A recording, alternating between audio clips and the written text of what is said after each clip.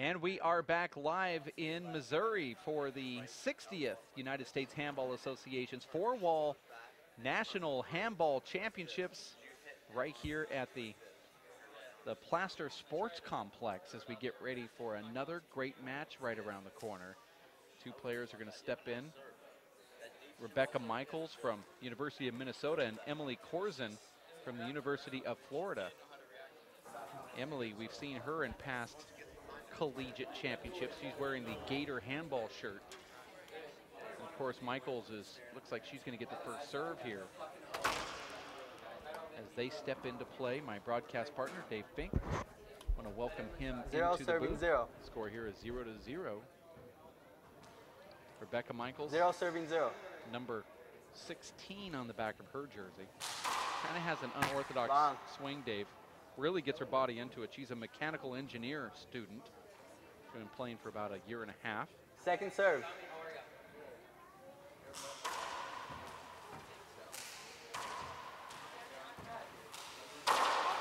And this is a good match here, Dave. Point. 1 serving 0. Rebecca Michaels, a standout in softball, basketball, and high school. Now Point. playing club handball at the University of Minnesota. Minnesota, Dave, also has a beautiful facility. I know that you unfortunately had to leave there early due to a family emergency during that 2007 3 serving 0. USHA Nationals in the webcast booth. But you did have an opportunity to enjoy that beautiful facility there. 4 serving 0.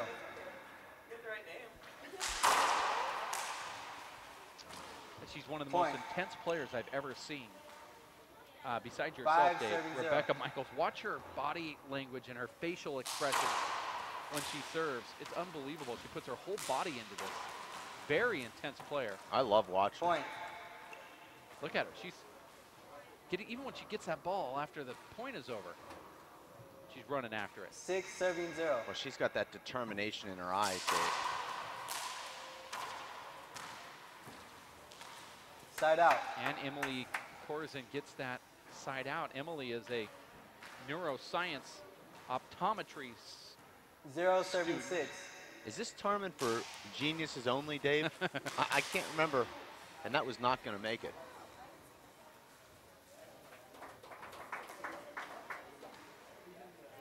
Zero serving 6.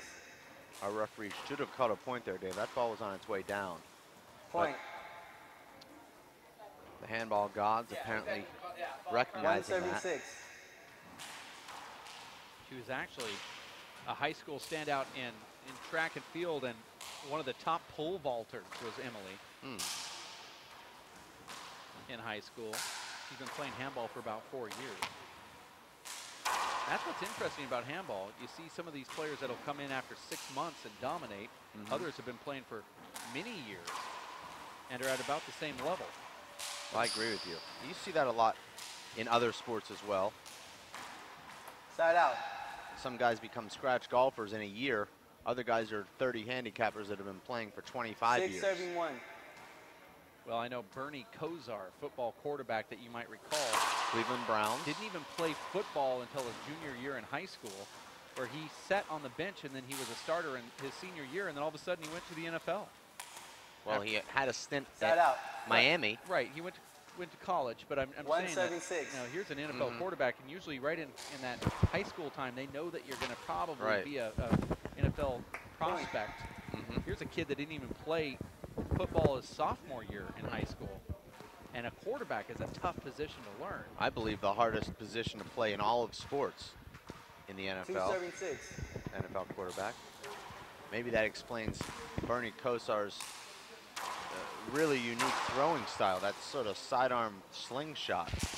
But he was effective.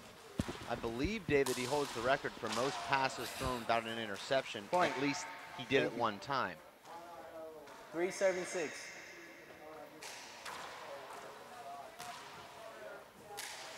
I know our good buddy Jake Plummer, who's also watching this live broadcast, held a record for the Denver Broncos. Side out. 450 passes without an interception. Well, that's why they called him No Mistake Jake. 6 serving 3. That's going to be a tough ball Point. to get. And if you're one of the inspiring women pro players or women players in general, look at the serve right here and just immolate it. I mean, look, it's just so hard. Well, it's got so much speed coming off that side wall. She actually hit that one wrong. Here's the one that's tough. Point. I mean, that is one of the best serves I've ever seen, regardless of who's in there. Sounds like she's going to break this ball, Dave. 10-73. Rebecca Michaels, mechanical engineering student at the University of Minnesota. Side out. And a swing and miss right there as her feet got all tangled up. Back wall shot. Rebecca actually over-swinging there, Dave, off the back wall. Generally don't want to hit a back wall shot as hard as you possibly can, more in that 80% range. Second serve. You want to keep that arm as loose as possible. Point. You actually risk injury, Dave. Swing as hard as you possibly can, particularly with this light ball. 4 serving 10. Because it's almost as though you're hitting nothing.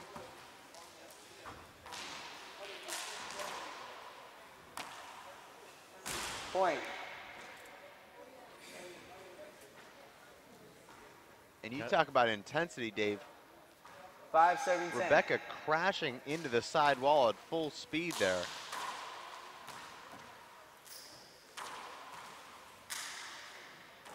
Hello, pot, meet, kettle black. What I like about Rebecca is she's in there, as intense as she is, she's chewing gum. 10-75. Which I guess is to calm herself down. I hate to see what it is like without that calming mechanism that she's got in her mouth. Point.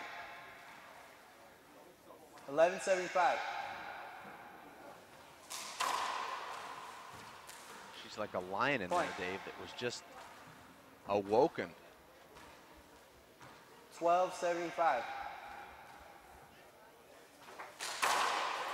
That's a great serve, but side out.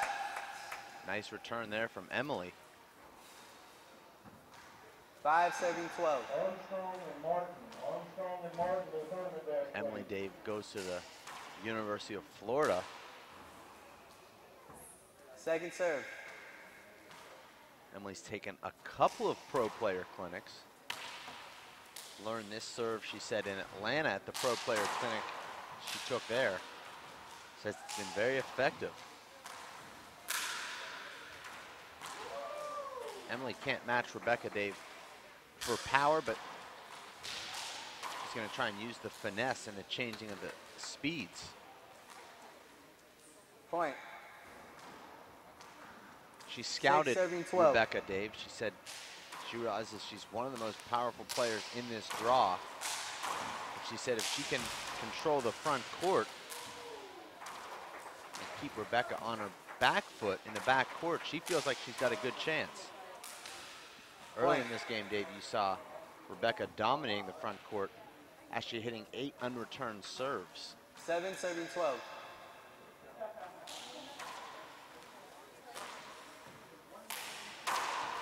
For those watching at home, Dave, you only score a point when you're serving. So if you win the rally when your opponent's serving, you don't get a point, you just get what's called a side out, which means you're then in the server's box. 12 serving 7. So it's the first to 21 points, and it's win by 1, Dave. And we've seen that a lot today, Dave. Games going to 20-20. It's just so competitive here. But it's that next point that wins.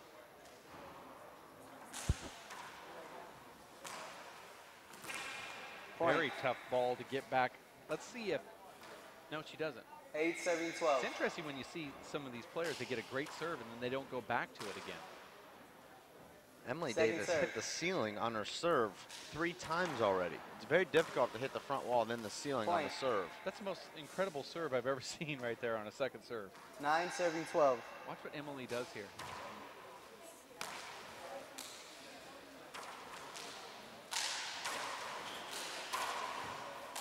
Nice left there from Emily, keeping the rally alive. What I really appreciate, Dave, was the fact that Will Van Brunt, side out, after his match came over and asked you for some advice. I mean, not a lot of kids do that these days, and we saw him come over, recognize who you were from the Pro Tour and the Point. race for 8, and said, you know, could you give me some pointers? And it was 13. really nice to hear him Timeout. say that. It was also nice that you took your headset off and talked to him about his corner kill shot and some of the other stuff going on in this game. You're watching the 60th United States Handball Association's 4-wall National Collegiate Championships. We're live in Missouri at Missouri State University. In Springfield at Plaster Sports Complex. It's really an interesting facility here, Dave, because you walk in and you approach the campus across the street and you feel like, you know, you're walking into the football stadium. You don't really know what's going on, and then you've got this hidden handball club that's just, I think, the best I've ever been to in my life. Absolutely amazing. This isn't like a freestanding building, Dave, that you'd see you know, at most of the athletic clubs that we play. This is actually in the football stadium, and we're just, Dave, about 10 steps from being on the football field. It's about a 30,000 seat football field. And it's just an unbelievable facility here. 2 show courts, as we mentioned before. 12 other courts. The lighting, Dave, spectacular. The floors, perfect, and the viewing, 1379. absolutely unbelievable. Point. We're watching Rebecca Michaels versus Emily Korzen. Rebecca, 1479. University of Minnesota. Wow, she just laid into that. Actually did not hit the back wall Point. first. I thought that was going to be long. Those are effective serves right there. 1579. Well, it was Emily that made a really nice comeback there, but Rebecca earned the side out. There was a timeout called, and since the timeout, Side it's out. been the Rebecca of the first part of the game hitting 3 unreturned serves. 9-7-15. Rebecca having a lot of struggles with balls off the back wall. Dave, what is your advice to somebody who are missing the Point. easy ones? The hard ones you can understand, but the ones that are easy, what do you think is mechanically wrong, or is it just taking your eye off the ball? Well, 10-7-15. there's no such thing as an easy shot. Every shot has to be approached the same. Point. But what I'm seeing, Dave, from Rebecca is over swinging off the back wall. 11-7-15. She's just not relaxed at all. You see her very tense. And there's another ball that hits the front wall ceiling. Second serve. She doesn't let her arm relax. She actually hits the ball a little bit better Side off out. the back wall with her left hand, Dave, than with her right. Her right hand, she takes a gargantuan swing. 15-7-11. Looks like she's trying to knock the ball through the front wall with that swing. It's a foot fault, no call from the referee. Point. I don't think you'll see too many of those called here this week, Dave. 16-7-11. Just my hunch.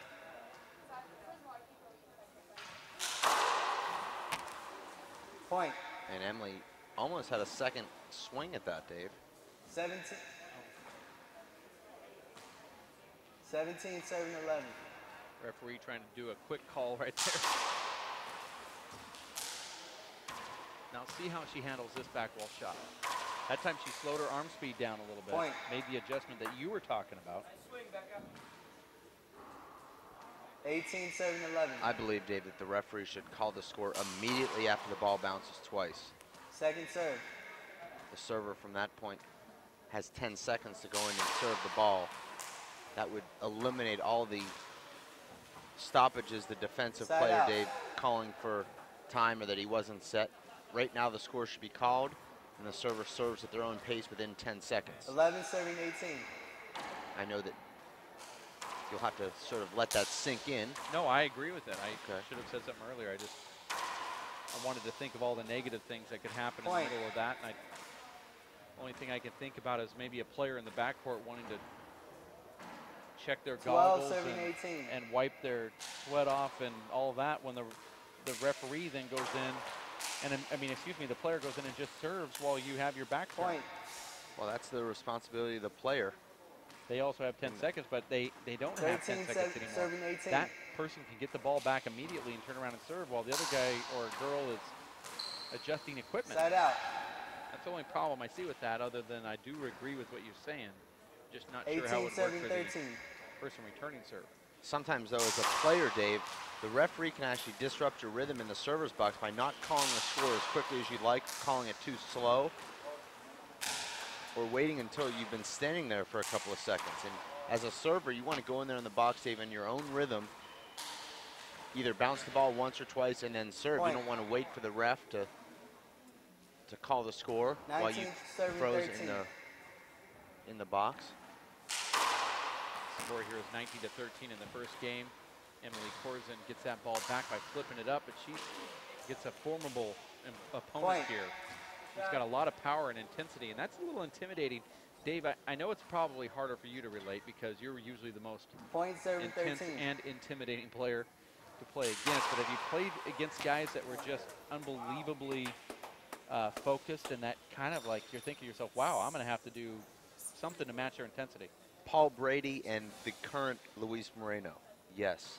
Paul Brady, you can feel the intensity when you're playing him. He's just uncrackable, really. He comes in there and he's so focused, you know, that he's in there, Dave, incredibly well prepared, and there's nothing that's going to disrupt his concentration. And I see the same thing now with the new Luis Moreno, Dave, who comes into the court and nothing bothers him. He's there to play. He's there to win.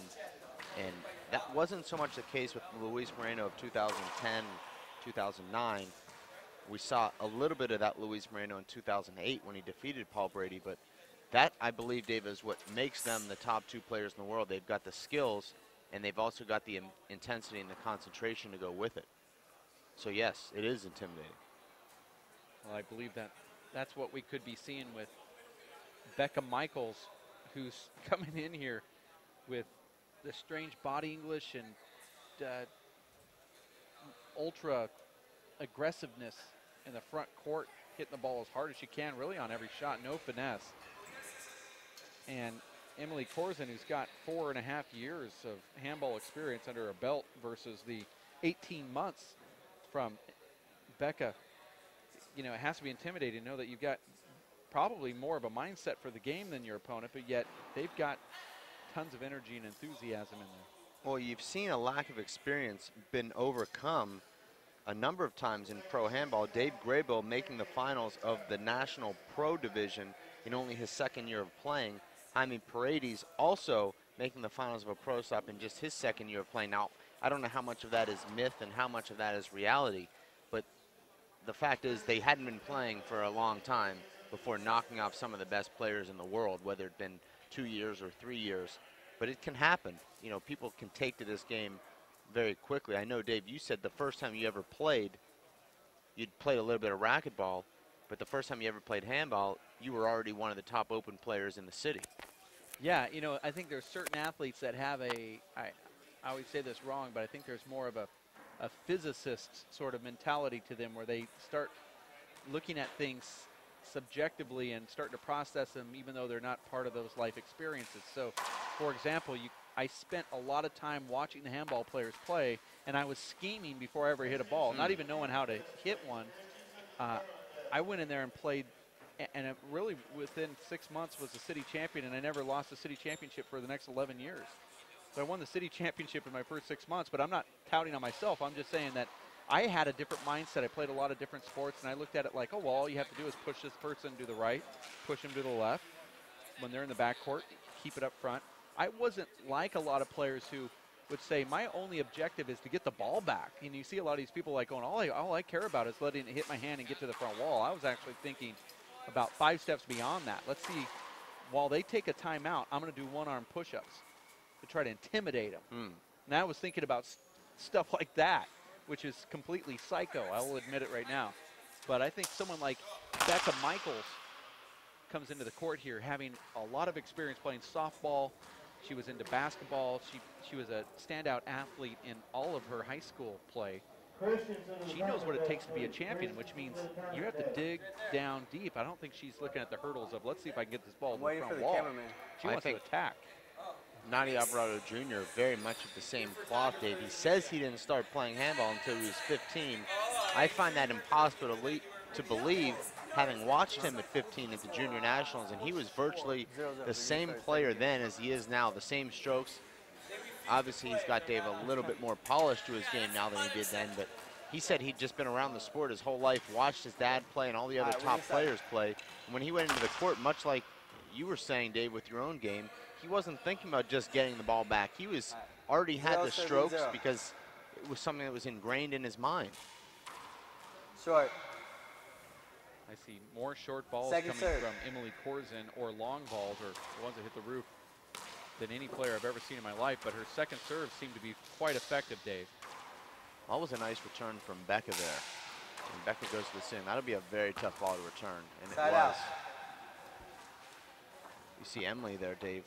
She was actually facing the back wall when she tried to hit that back wall shot. You need to be turned sideways to have any chance there. Listen to that power, Dave. That's about as hard a ball as we've seen hit today.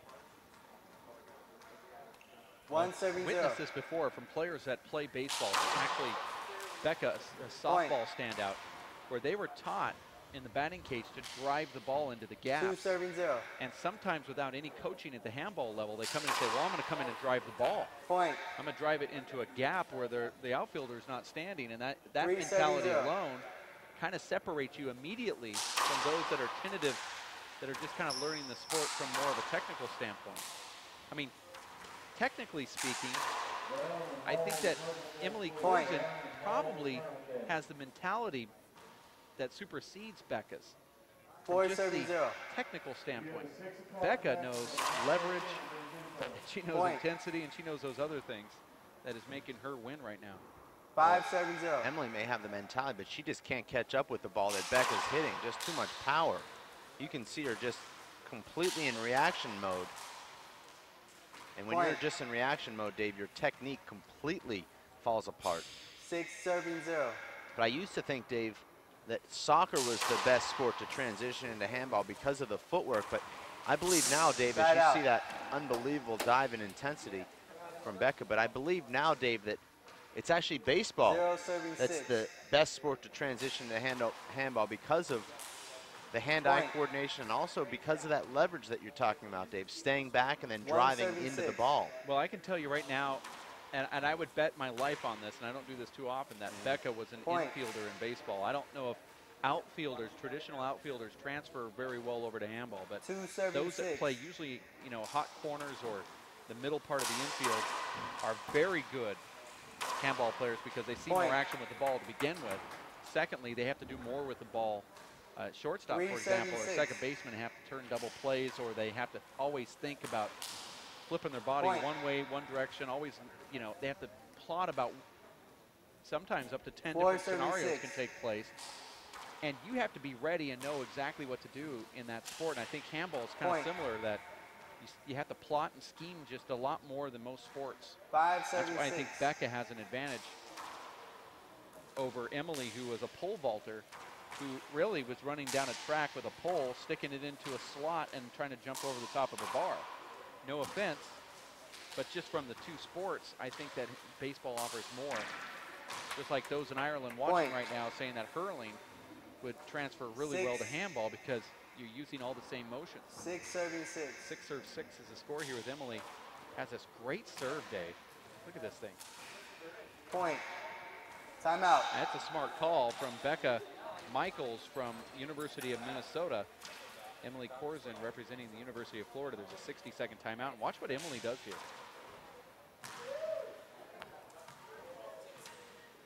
And you see the players here, Dave, when they call a timeout, very conscientious to make sure the ref sees them calling a timeout before they come out of the court. We don't see that in the pro game. We see guys just walking out of the court and we're left to guess. We think it's a timeout, but you never are sure.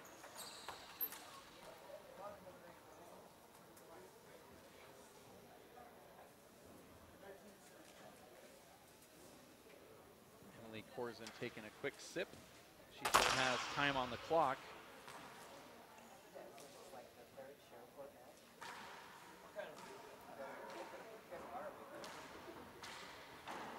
As they slowly make their way back in. 7-7-6. Score here with Emily now up. And we're rooting for her. Don't get me wrong here in the booth. Of course, we've known Emily for a few years now on the collegiate level. Always rooting for her. She's positive and she's part of a great handball program, and you've actually been in the court mentoring Short. her a few times. Actually, a few hundred times it seems. Second serve.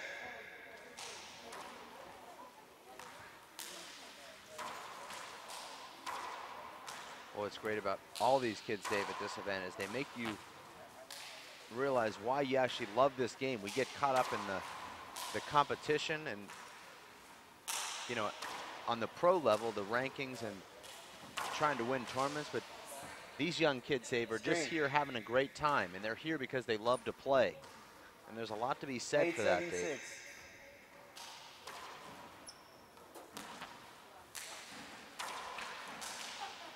Side out. That's an unfortunate hand error for Emily, who was on a nice run right there. And I kind of fear sometimes when she goes into the reservers. 6 serving 8. Reserver, I call it. Reservers area. Because Becca's got such a strong serve. I like it. Over. She'll take that shot, and our referee calls an over there. Just not a good call at all. 8. Actually, it was Emily Korzen who was calling for that play to be over. That's the type of 7 serving 8. sportsmanship we have here at the collegiate level. So it's good sportsmanship to give your opponent a call that didn't exist? Well, I don't think Emily knew what was going on. I think she naively thought that she was in the way. She didn't know what was going on behind her where Rebecca took the wrong turn. So yeah, in that case, I think it is good sportsmanship. Point. The danger, Dave, in playing with all that intensity that Becca brought to the court 9 is serving 8. very hard to maintain that throughout an entire match or an entire tournament because it's exhausting. That's a fault. That ball hit Becca on the way by. Yeah, you're right, it is. And also, Dave, not 8 only serving 9. physically exhausting, but it's emotionally draining because you find yourself on a huge high to start the match. You might get off to a nice start, but then you've got a long way to go. Just because you have an 8-1 lead in the first game doesn't mean you've won anything. And you've got to figure out a way to break through that inevitable flat period that you'll have when you start with all that intensity. I think that's why you see all the great athletes, Dave, of all time maintain that even keel, with the exception of maybe John McEnroe. But for the most part, Dave, you see all these great athletes on that even keel because they don't want to waste energy being too far up or too far down. Look at that power right there. Ball comes off that side wall, and I'm sure it was very difficult for Emily to Side see. out. 9 serving 8. I mean, Becca really steps into that ball. Short. Second serve.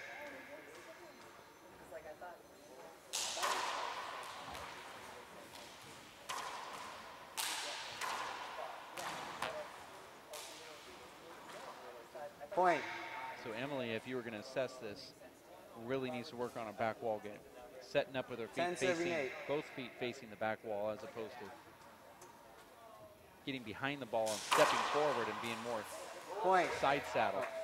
All right, over. Referee talked out of that point from Becca. 10 serving 8. As Emily asked for a screen. 10-8 score here. Well, Emily's gotten to a very bad habit of actually facing the back wall. Over. And now our ref is allowing Emily to call this game. That one was a screen. This is now a second serve here. Referee doesn't realize that. No, actually, no harm, no foul. I agree that that last one was more of a screen than the first. I'm not sure how it was a screen. The ball hit the middle of the door on the Side back out. wall and popped out 10 feet. Well, Emily doesn't want to take the 8 ball off serving the back 10. wall. And I think you've witnessed that. That's what your other comments were about. I think she realizes she'd rather take that ball off the ground than off the back wall. I think at the pro level, of course, Dave, that's not a screen, but for those that are a little uncomfortable with that back wall. 9 serving 10. Point. And another really great serve from Emily. And she's got Becca really handcuffed 10 serving 10. with this two-wall cross-court lob. This has turned out to be a really good match here, Dave. Now, we don't root here in the booth, but I would love to see a tiebreaker. We open the day with a tiebreaker, and Love to see us close the day with a tiebreaker. Point. Becca doing kind of the Dave Fink follow through that you hold on to just a Little too long. Yeah, a little 11, too long. 7, Well, 10. you know the cameras are there, so you want to pose. All right. Why do you pose on the ones you miss? I pose on the ones I make. Kind of Point. the a la Michael Jordan versus the Utah Jazz. I kind of hope that while I'm Time posing, out. maybe the ball won't go into the ground. Even though when I hit it, I know it's headed for the ground. I feel like if I hold the pose, maybe my luck will change, but it never does. Sort of like a bowler who's trying to push English with the back foot. They Very kick it. similar. Yeah. I think what you're doing when you do that, and also Becca there, is you know it's not going to be good, but if you pose, people think that you thought it would go, therefore it lessens the fact that you actually missed it. Oh, he just got unlucky. He hit that Wow. perfectly. I mean, he even thought it was good. I did too. Can't believe it. This game's crazy, right? You get that talk, and all of a sudden it's sort of like all those people that you thought were going to turn against you are actually still kind of somewhat on your side before the big turning takes place 2 points later. You're watching the 60th United States Handball Association's four-wall national collegiate championships here at Missouri State University, where we are live and in person courtside on the show court.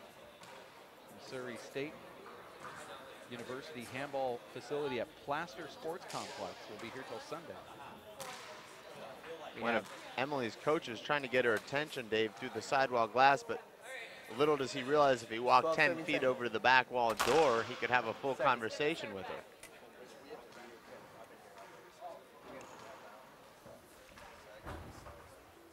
Twelve, serving 10. I'm going to go ahead and Point. predict a tiebreaker here, Dave.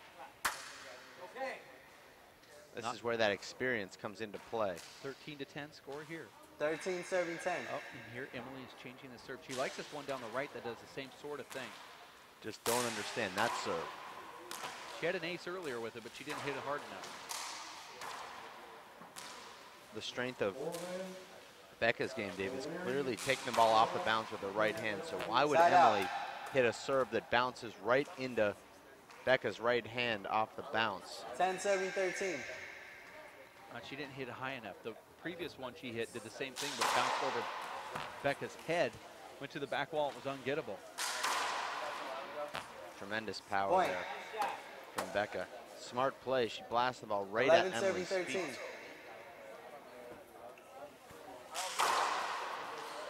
And that's the second Side time out. this game, Dave, that she's hit herself with the ball.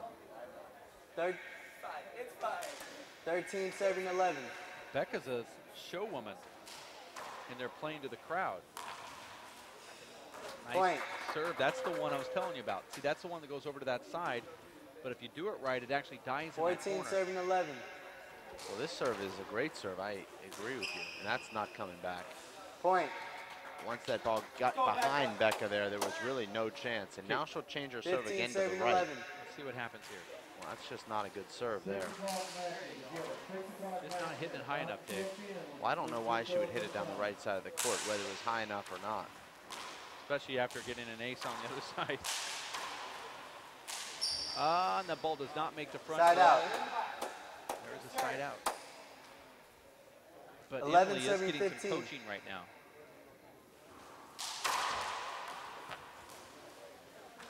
Point.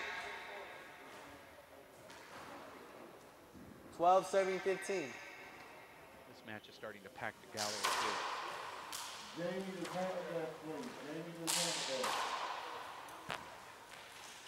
Now, Dave, I know it's not as easy Over. as this. I know it's not as easy, but 12, There is serving From the 15. booth, everything is easy, though. you see a lot of players will do a serve like that lob that Emily has that's successful that Point. goes to the left. And then when they get into the rally, it becomes sort of like 13. this fish shot pound game. Why isn't it that a lot of Time players out. don't try to emulate what is working for them in the server's box in the middle of the rally? For example, Emily has this little lob serve. We've seen it multiple times. Bouncing over Becca's head, goes to the back wall. Becca can't go around the revolving door and get her feet right. She's unable to take the ball off the back wall correctly. But once the rally begins, everything's sort of pitter-patter up front, or these pounding shots down the walls that are really checking up. Why not go back and just flip it back to the same spot? Well, I think it takes a lot of maturity and a lot of experience on the court to have enough relaxation and ability to think during a rally, to think about those sort of things. Most people get into a rally and they're just reacting with no strategy whatsoever. On a serve, you can go in there, you have time to actually think about what you want to do. You're a little bit more relaxed and your mind works a little bit more slowly. When you get into a rally, everything seems to be happening a million miles per hour, and strategy is sort of thrown out the window, and you just go into this reaction, hit it as hard as you can game with really no thought of anything other than, I'm just trying to get this ball back. And I know I go through that as well. Even watching myself on film, just don't understand why I would hit this shot at that moment when it was so obvious to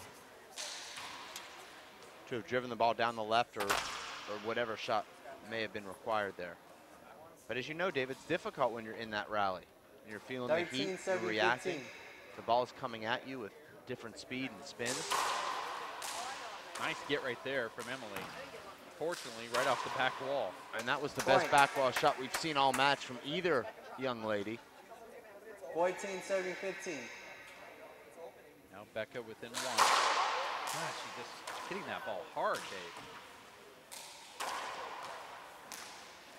Nice get from Emily, but it's unable to make the front wall. Now we're all together at 15. And that's consecutive back wall winners 15. for Becca.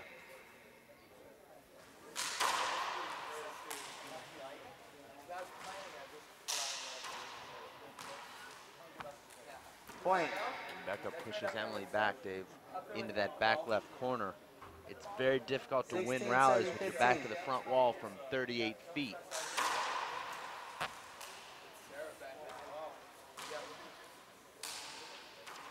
You know, I hate to say it, but the big turnaround here is when Emily decided to go to the right side with that lob. She was kind of commanding when she was in the server's box. She had two opportunities, Point. and both of those she got side outs on. 17 At serving that point, 15. she was up by about 6 points. Well, I agree. Point. Now it's been all Becca all day 18 since serving that last 15. side out from Emily. Emily really should have taken a timeout before that last rally.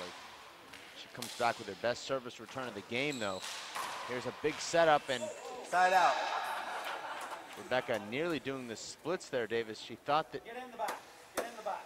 she had a left-handed shot, but the ball popped into the side wall, and it came out to her right hand. 15 serving 18. Now she's going to go back to the serve that got her the points, actually going more to her hard serve. Point. Oh, back wall. Second serve. Do they call that a long ball? No. Yes, he did. Point. That was a point. The referee called that a long ball. 17 serves 18. It should be 18 to 18 now, right? Make that 19 to 18. I don't know how that slipped by, but I heard him say long ball there, Dave. 18 serves 18. I agree with you, but the score is 18 all.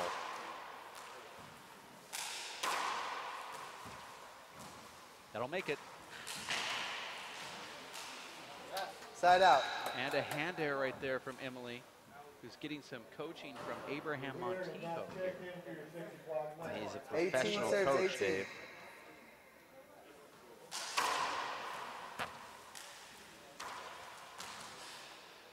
Going to go all the way back. This is going to be very tough to get back. Emily just barely does. Point. Now a point for Becca Michaels. 19 serves 18. University of Minnesota. She's got so much power and intensity. That's a great serve. Point.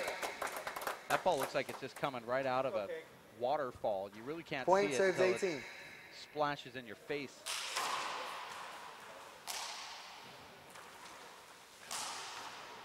And a great way to end the match there for Becca. She closed it out in style, Dave, with 3 consecutive points to hold off a hard charging Florida Gator. That closes out this match here as Becca Michaels takes down Emily Korzen. We'll have another match coming up right around the corner. In fact, the last match of the day, which is Madeline Brown taking on Maddie Hale. So we have two Maddies versus each other. It's the all Maddie finals to close out our day, and then we'll be back tomorrow morning. So we'll have that match coming up, looks like about, I don't know, 15, 10 minutes or so. So luckily we'll get that on before the 6 o'clock start time.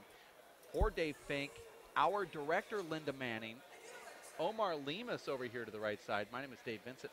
We'll have another one in about 10 minutes. Stick close for the United States Handball Association's 60th Collegiate National Handball Championships. You stick around here at racefor8.com.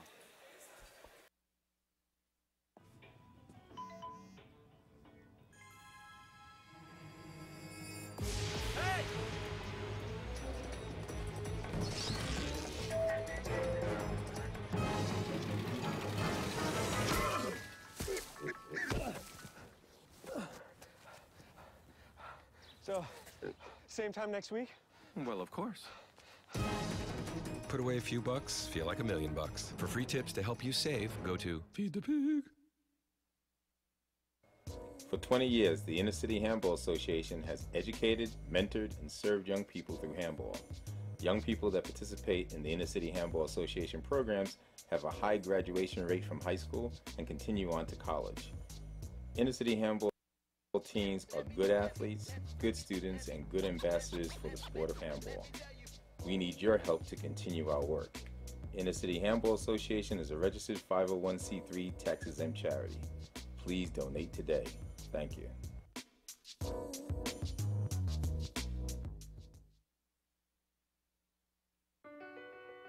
My life is full of statistics. Thing is, I could have dropped out of school and become one myself, but I didn't because I had people that believed in me. Here's another statistic. 7,000 students drop out every school day. That's one every 26 seconds. It's time that students know that we believe in them. Inspire a student and share your message of support at boostup.org.